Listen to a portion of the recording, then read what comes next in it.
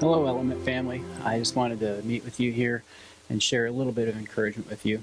I know these days are uncertain, times are tough. It's really difficult to know how to plan one day to the next. And so I just wanted to share a little bit of truth with you about our unchanging God and the love that He has for us. And share with you a little bit of encouragement from the letter of James. If you're not familiar with the Bible, there's a whole lot up front, a little bit in the back. It'll be right in between Hebrews and Revelations. You'll find it in there. 3 short pages, super easy to read, full of important information about what we're called to be and do and how we're supposed to act and think as Christians.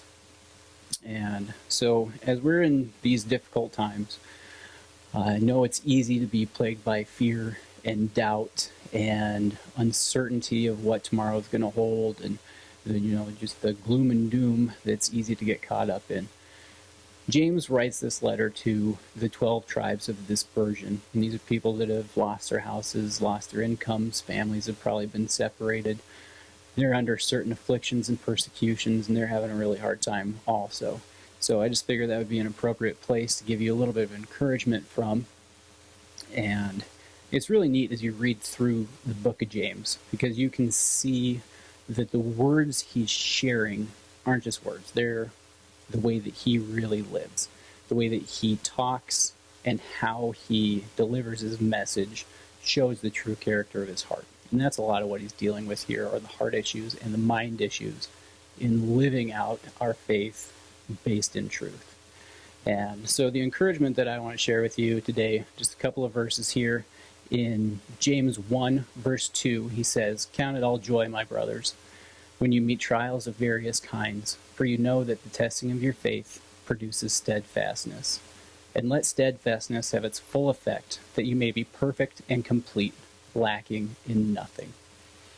And I like the way that he phrases this, because it doesn't leave any room for doubt. He says, you know this. This is already a truth that you've absorbed.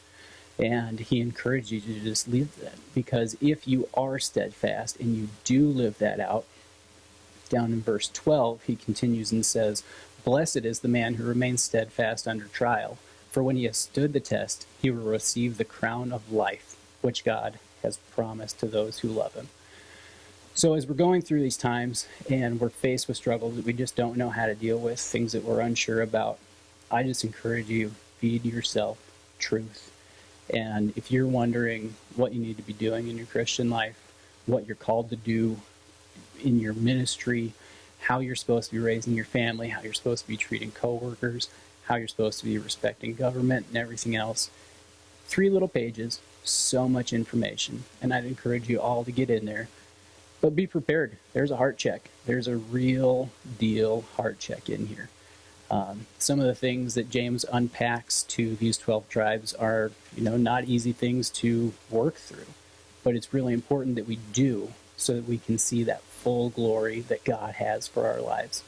So I hope that in these times, you can remain steadfast so that you can get to that crown of life. Hope everyone has a great day.